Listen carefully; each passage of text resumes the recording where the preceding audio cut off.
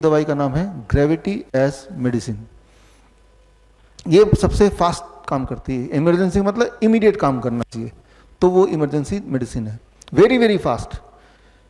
इसको समझ लेते हैं, 1 ही मिनट लगेगा। जैसे मैं भी खड़ा हूँ तो मेरा हार्ट यहाँ पे है और ये ब्लड को सिर तक ले जा रहा है। आप तो बैठे हैं, तो आप जब बैठे हुए हैं तो आपका हार्ट धरती से ज़्यादा पास में, मेरा हार्ट धरती से थोड़ा ज़्यादा दूर में।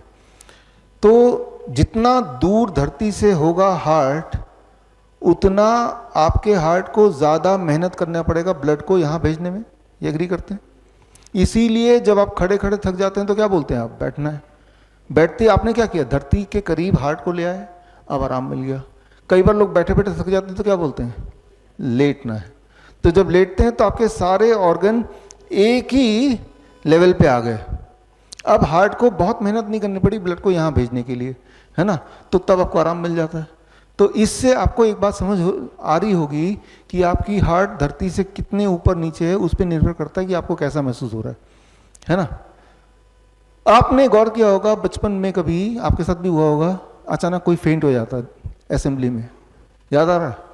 बच्चा खड़े खड़े गिर गया, और जब गिर गया तो उसको उठा के ले जाते हैं, वो लिटा देते हैं कहीं पे, वो गिरा ही हुआ तो लेटा ही रहेगा, और उसके बाद उसको पानी छिड़कते हैं, कोई हवा करता है, कोई कुछ मंत्र पढ़ता है, कुछ मिनट में वो ठीक से खड़ा हो जाता है ना? फिर जो जिसने पानी छिड़का बोलेगा पानी की वजह से हो गया, ठीक हो गया। वो जिसने मंत्र पढ़ा था, मैंने मंत्र पढ़ा तो ठीक हो गया, किसी ने हवा किया होगा तो ठीक हो गया।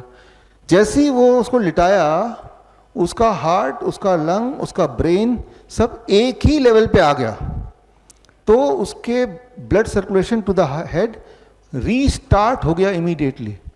तो 2-3 मिनट के अंदर वो उठ के बैठ जाएगा, है ना? तो ये जो गिर गया वो, दैट इज ए मेडिसिन। वो जो पॉस्चर है गिरने का, दैट इज ए मेडिसिन।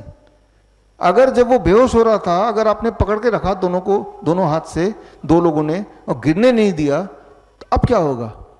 वो जो हार्ट ऊपर तक पंप कर नहीं पा रहा है, धीरे धीरे ब्लड नीचे जाएगा, पैरों में इकट्ठा होगा, 20-25 मिनट में वो मर जाएगा। इस बात को समझना होगा, राइट? कि जब हम खड़े हैं, ग्रेविटी ब्लड को नीचे खींच रही है, हार्ट ब्लड को ऊपर ले जा रहा है, ये दोनों के बीच में बैलेंस है। इस बैलेंस की वजह से हम जिंदा हैं।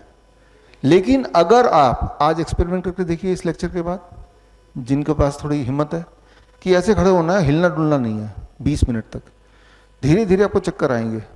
आप देख रहे हैं मैं हिल डुल रहा हूँ, बातचीत कर रहा हूँ, कभी इधर जा रहा हूँ, कभी उधर जा रहा हूँ। अगर मैंने ये डिसाइड किया, जैसे होता नहीं है परेड में होता है कि सावधान, ऐसे ही खड़े रहते हैं। जो लोग ऐसे ही खड़े रहते हैं, आपने देखा होगा बचपन में, जो सिंसियर बच्चे होते हैं ऐसे ही खड़े रहते हैं, वही गिरते हैं। जो तो नॉटी बच्चे होते हैं, जो टीचर की एक बात नहीं मानते, कभी ये छेड़ रहे उधर जा रहे हैं, वो नहीं गिरते कभी। क्यों नहीं गिरते? क्योंकि जब आप पैरों को मूव कर रहे हैं, जैसे मैं कर रहा हूं, तो इस बहाने ये जो काफ मसल्स है, this is called second heart, ये हार्ट को सपोर्ट कर रहा है to pump the blood up, right? जिससे बैलेंस मेंटेन हो रहा है। लेकिन जब मैं स्टिल खड़ा हूं तो ये सपोर्ट गायब है और हार्ट को अकेले काम करना पड़ रहा है। धीरे धीरे धीरे धीरे विद इन फ्यू मिनट्स आपका हार्ट कमजोर पड़ने लगेगा। ग्रेविटी ब्लड को नीचे ज़्यादा ताकत से खींचेगी, यहाँ ब्लड सप्लाई कम हो जाएगा, यहाँ ब्लड सप्लाई ज़्यादा हो जाएगा। अब चक्कर आएंगे और गिर जाएंगे, और गिरते ही इक्वेशन चेंज, सब एक ही लेवल पे आ गया। ब्लड का सप्लाई दोबारा हार्ट ब्रेन को मिल गया, अब आप उड़ जाएंगे, है ना? तो ये मैं क्यों समझा रहा हूँ? मैं ये ग्रेविटी के रोल को समझाने के लिए।